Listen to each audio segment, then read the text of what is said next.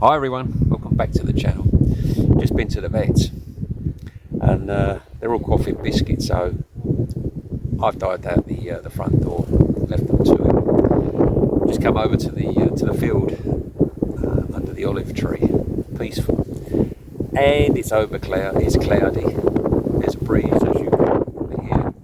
It's been trying to rain. Fantastic. It's unusual. It really is unusual weather this year because normally September is still warm.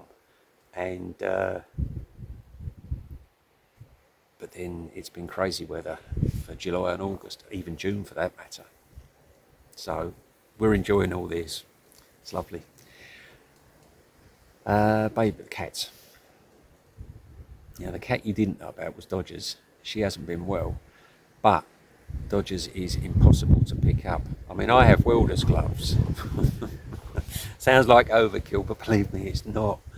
And even you just can't pick up Dodgers. Even to try and pick her up and put her on the wall, I have to be careful. She just goes crazy. She gets scared and paws and claws are going everywhere.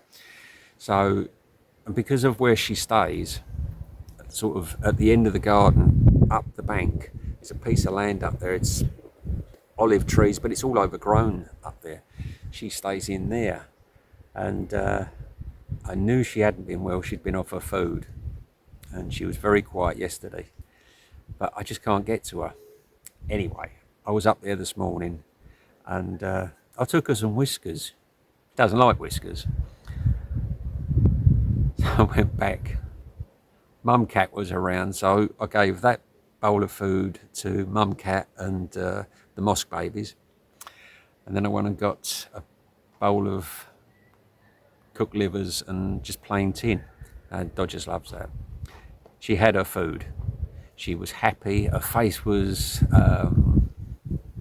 there was life in it, even a smile. And she was moving around. She was a little bit vocal, so she's good. It's the best I can do for her.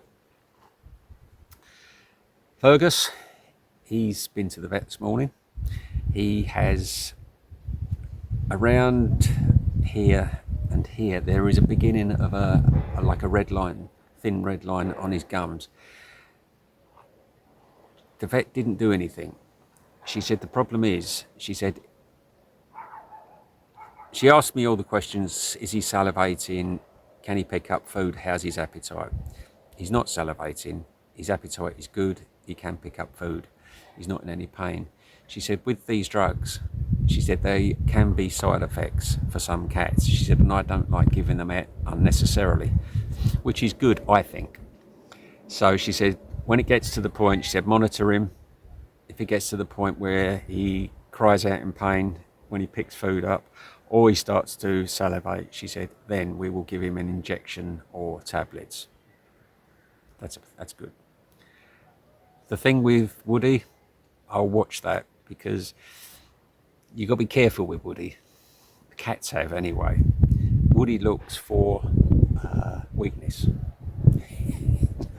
It's a psychological thing in that garden that he does. He looks for weakness, and that on Sunday on the front wall, he squared up to Fergus, and Fergus backed off. I mean, that was not a good career move, I think. So we will watch this space. Harry's in the clear now. He had an injection yesterday, a long-lasting one.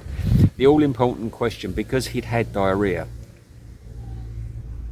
the vet wanted to know what was in his litter box. I get all the great jobs. And after yesterday, I kept him in. But by this morning, he'd been in for, I don't know, about 15 hours, something like that. It'd been a long time. And the thing is with Harry, when he's in too much, he's like a caged tiger. He starts lashing out at everything, including me. So I let him out. But as luck would have it, I was sitting in the garden this morning, and he came and sat in front of me, and he did his business there. As you do, lovies. There you go. That's what I'm passing. And the vet was more than happy. She said, no, that's okay. That's all good. So he's good. He does have corona. Obviously, the corona hasn't left the house from the last outbreak 2 years ago. So it's just something that we have to live with. So, but I saw the test when it was done. It barely registered, which is good. Very, very mild, but it was there. So it's just one of those things we live with. The babies, their temperature has come right down to normal. That's good. The pair of them have put on weight, 200 grams apiece. One of them was 1.2. She's now 1.4. He was 950 grams. He's now 1150. That's great. Their eye infection has gone. That's good. Unfortunately, their ears are still a problem. So I carry on with the Orodermal. The ringworm is better, but hasn't gone away. So for her, so I will carry on with the crystalline. And because the Giardia is very difficult to get rid of, they've got to stay with their medication. They don't have to take the syrup anymore. There's a tablet which they take an eighth each of this tablet. Plus I put in half a tablet of multivitamins with their food and their antibiotics. So they stay on that for another 9 days, 8 days, 9 days. And then they will get retested again. And if all is well, they can resume normal life. So it's a positive. And last night I slept. I hadn't slept properly for nearly a week. Hour here, couple of hours. And last night the bed was, my sofa bed outside was sorted out. I've got the blankets all sorted out. There was a lovely breeze. It was cool outside, and I just got on there and I fell asleep. I mean, it wasn't the sleep of sleeps. There were some interruptions from Momo and Fergus, but in general, it was a really good night's sleep. So I needed it. And so that's about that. So now we can get Harry back out, and as